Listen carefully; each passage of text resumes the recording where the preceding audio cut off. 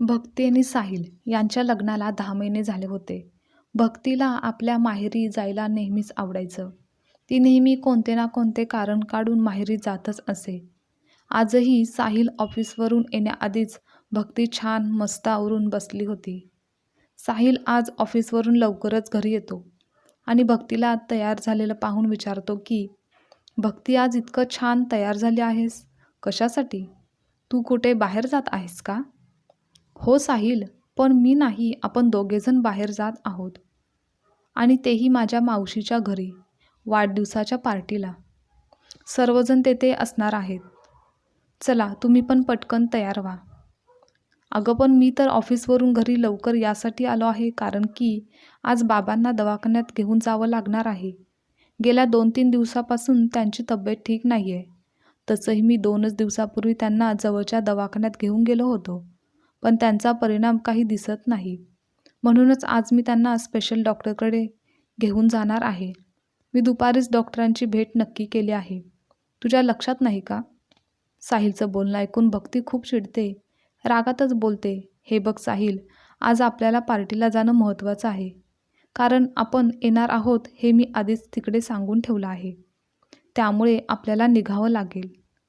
अगं मला एकदा विचारायचं तरी. मला आज नाही जमणार यायला तुझ्यासोबत. कारण दवाखान्यात जाणं गरजेचं आहे. बाबांसाठी. मी आज लवकर घरी आलो आहे. आणि एवढ्या लांब आईला बाबांना घेऊन एकटीला जाणं जमणार आहे का? तू थोडं समजून घे. आपण उद्या त्यांना भेटायला जाऊ, पण आज नाही.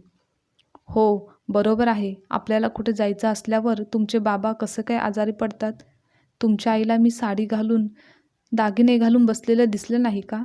मला वाटते की त्यांनी तुम्हाला मुद्दामच सांगितलं असेल की बाबांना दवाखान्यात घेऊन जायचं आहे. भक्ती, तुला जे वाटतं तसं काही नाही. मी स्वतःहून डॉक्टरांची भेट नक्की केली आहे. आईने मला यातलं काहीच सांगितलेलं नाही. पण तुझे आईवडील तर सतत आजारी पडतच असतात. त्यांना आपलं सुख बघवत नाही. लग्न झाल्यापासून पाहते, आपल्याला कुठे जायचं असेल किंवा माझ्या माहेरचं कोणी येणार असेल तर लगेच एकतर तुझी आई आजारी पडते किंवा मग बाबा तरी. आणि तसंही तुझ्या बाबांचं आजारपण तर नेहमीचंच आहे. ते नेहमी अंथरुणावर पडूनच तर असतात. आता मात्र साहिलला खूप राग आला होता आणि तो भक्तीला म्हणाला की, तुला लाज वाटते का माझ्या आई बाबांबद्दल असं बोलताना? माझ्या वडिलांचा काहीच महिन्यांपूर्वी मोठा अपघात झाला आहे. त्यांना पूर्णपणे बरं व्हायला थोडा वेळ लागणार आहे. त्यामुळेच तर ते अंथरुणावर असतात. पण ते एक दिवस नक्कीच बरे होतील. पण माझ्या मावशीकडे नाही गेलं तर तिला किती वाईट वाटेल. हो का? आणि माझ्या आईला एकटं सोडून आणि बाबा आजारी असताना त्यांना दवाखान्यात घेऊन नाही गेलं तर त्यांना वाईट वाटणार नाही का? आता यावरूनच भक्ती आणि साहिल यांच्यामध्ये वाद चालू होता. त्यांच्या दोघांच्या भांडणाचा आवाज आईने ऐकला आणि त्या आल्या आणि म्हणाल्या की, आमच्यामुळे तुम्ही दोघे भांडण करू नका. मी ऑटो करून बाबांना दवाखान्यात घेऊन जाईन. साहिल, तू काळजी करू नकोस. तू भक्तीला घेऊन तिच्या मावशीकडे जा. आम्ही दोघे जाऊन येऊ.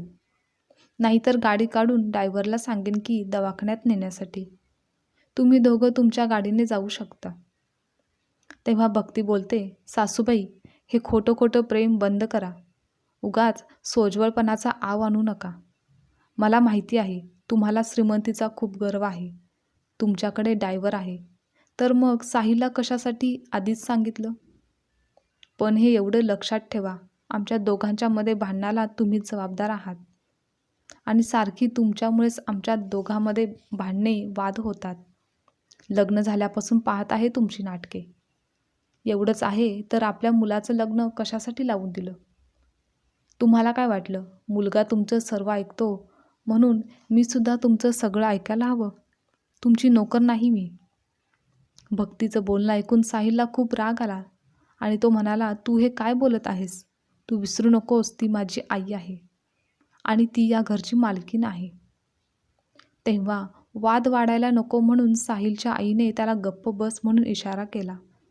तोपर्यंत भक्ती बेडरूममध्ये जाऊन स्वतःची बॅग भरून बाहेर आली आणि थेट घराच्या बाहेर निघाली. हे पाहून आईला वाईट वाटलं. त्या म्हणाल्या, साहिल जा लवकर, ती कुठे चालली आहे, जा पटकन बघ. पण तोपर्यंत भक्ती तिची गाडी घेऊन निघून जाते. मग साहिल आईला म्हणतो, आई आपण आधी बाबांना डॉक्टरांकडे घेऊन जाऊ, नंतर पाहू. अरे पण भक्ती, काही नाही आई, पटकन चल. असं बोलून साहिल व आईबाबा दवाखान्यात जाण्यासाठी निघतात. साहिल आणि भक्तीच्या लग्नाला आत्ताची काही महिने झालेली होते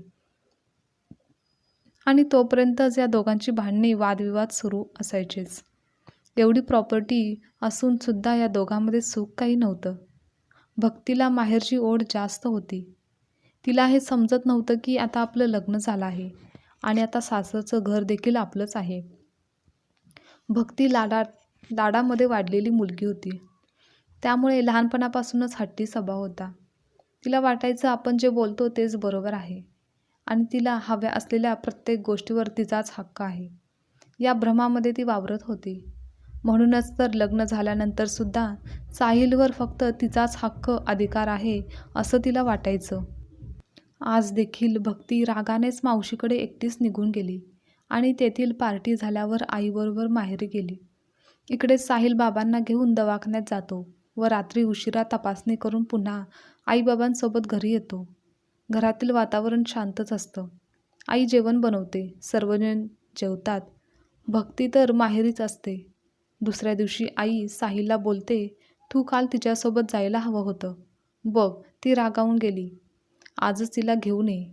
आई आज मला खूप कामं आहेत, मी उद्या जाईन तिकडे. तू काळजी करू नकोस, मी निघतो आता.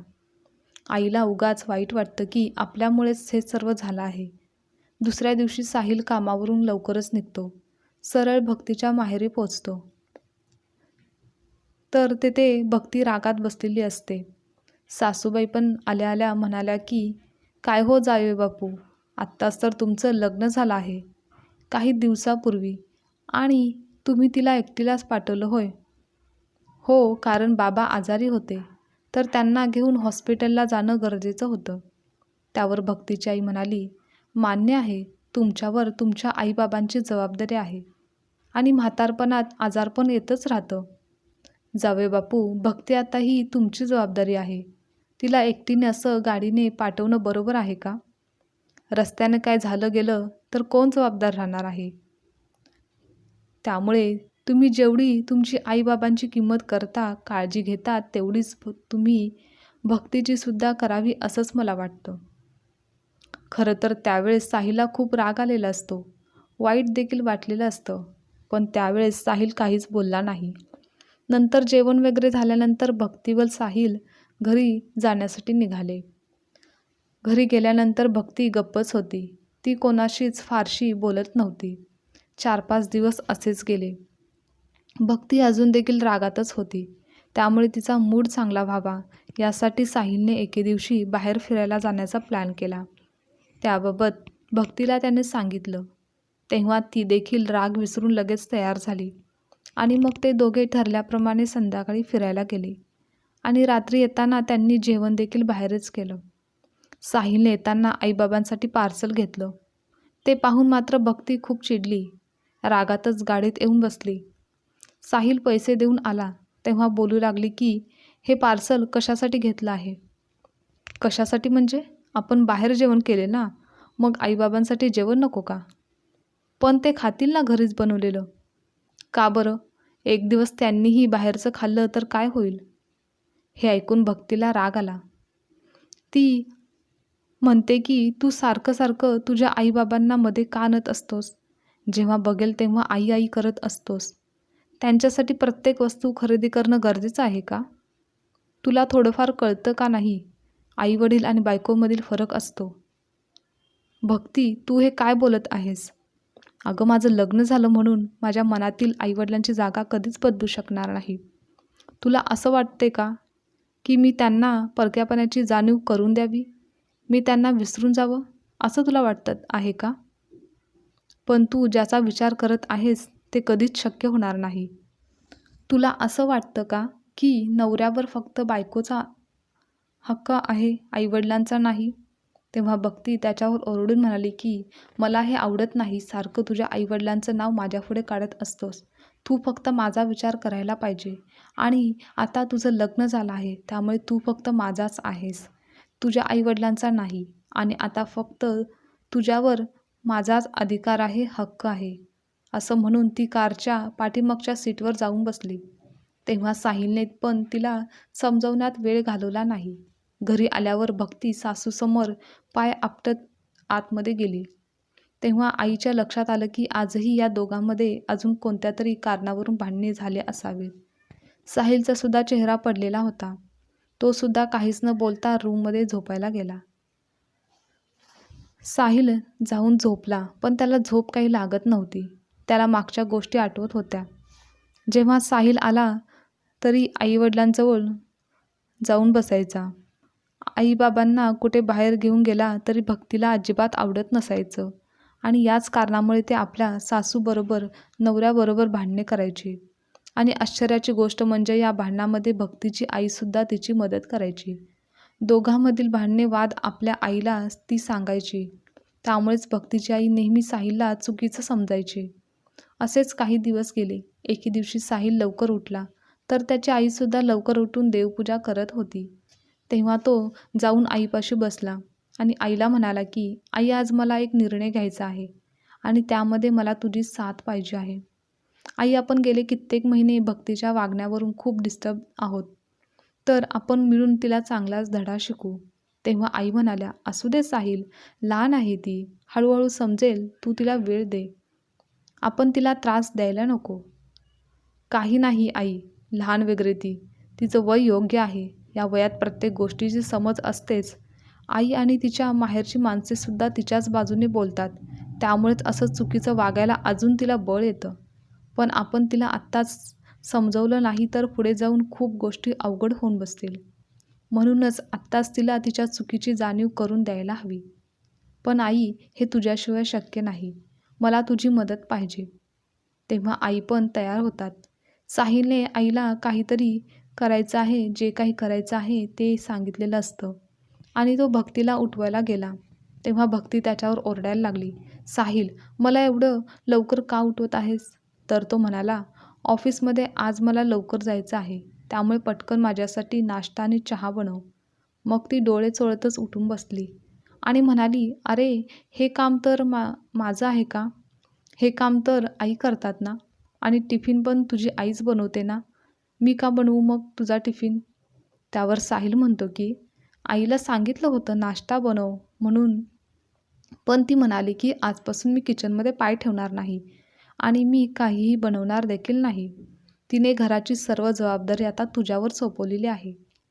हे ऐकून भक्ती चिडेतच बोलते, पण कालपर्यंत तर त्याच बनवत होत्या ना, मग आज काय झालं आहे? अगं, पण ते काही का असेना भक्ती, आज नाश्ता तुलाच बनवायला लागेल. तूच म्हणतेस ना, लग्न झाल्यावर नवऱ्यावर फक्त बायकोचा अधिकार असायला हवा. मग राणी, त्यासाठी नवऱ्याची सगळी जबाबदारीसुद्धा बायकोनीच उचलावी. आणि आईसुद्धा मला अशीच म्हणाली आणि त्यासाठी मी तुला उठवायला आलो आहे. मग काय? शेवटी भक्तीला उठणं भागच पडलं. भक्ती जाऊन नाश्ता बनवू लागली. त्या क्षणी भक्ती मात्र मनातून खूप खुश दिसत होती. कारण अखेरीस तिच्या मनासारखे घडत होतं की नवऱ्यावर फक्त बायकोचा अधिकार असावा, हक्क असावा. आज आनंदाने भक्तीने साहिलची सगळी कामे केली. संध्याकाळी साहिलसोबत बाहेर फिरायला जाण्याचा प्लॅन देखील भक्तीने ठरवलेला होता. साहिल ऑफिसमधून आल्यानंतर तयार होण्यासाठी रूममध्ये जातो.